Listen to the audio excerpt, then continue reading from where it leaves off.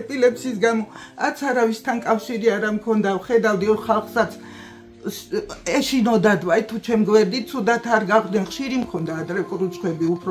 ის სიცოცხლისთვის მარტო იბრძვის, დღისით გამაყრუებელ სიჩუმეში, ღამით ჯოჯოხეთური კრუნჩხების ხმაში.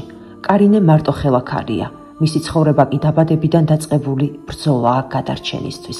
ხშირი კრუნჩხების შედეგად მერე რომ ვარდებოდი, ხან საწოლიდან, ხან ქუჩაში, ხან ავტობუსში, მერე დავაზიანე მკერდი. აღმომიჩნდა კიბო, წამლების საშუალება არა მაქვს და ექიმმა თქვა, რომ შენ უწამლოდ არ შეიძლება შენი წამლის მიტოვება ერთი დღითაც კი.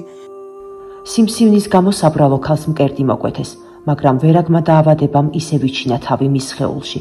კარინე ექიმთანაც კი ვერ მიდის გამოკვლევებზე, ვერც მედიკამენტებს ყიდულობს. ეპილეფსიის მძიმე შეტევების შედეგად მარცხენა ხელი პარალიზებული აქვს. ავადმყოფობამ და სიღარიბემ კარინეს ცხოვრება ჯოჯოხეთად უქცია. ისეთი წამლებია, ისეთი ფასებია, როგორც ავადმყოფი, ბევრი რამე ჭირდება. ადამიანი არ ავთვლი მე ჩემი თავი. აი უბრალოდ ღმერთი მაძლევს ძალას, რომ ვიარსებო რა, ვის უნთქო და მithom ვარ. 25 წლის ასაკში დედამ დაავადებულ შვილს სახლის კარი ცხვირწინ დაუხურა. ის კი წავიდა ავადმყოფი, უიმედო, დაუცველი, პატარა ჩანთით და უზარმაზარი ტკივილით. მას შემდეგ კარინე 4 კედელშუა მარტოობაშია გამომწყდეული, სასტიკ დაავადებასთან მარტო, მხოლოდ ღმერთის იმედად ცხოვრობს.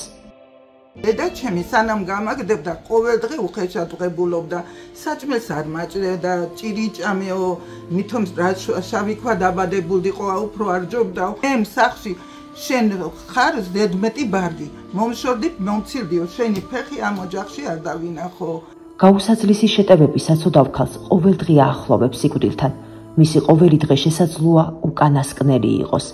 მეგობრებო, კარინე ერთხელ უკვე მიატოვეს, მაგრამ ჩვენ არ მივატოვოთ სიკვდილთან ბრძოლაში. დავეხმაროთ სანამ გვიან არ არის. ისიც ხომ უფლის შვილია. ვიღაცა იყოს თქვა დამარიგოს რომ იქამდე არ მევიდეს საქმე, რომ ცუდი საქმე არ ჩავიდინო. ჩემი ხელით მე არ მოსკო ჩემი სიცოცხლე.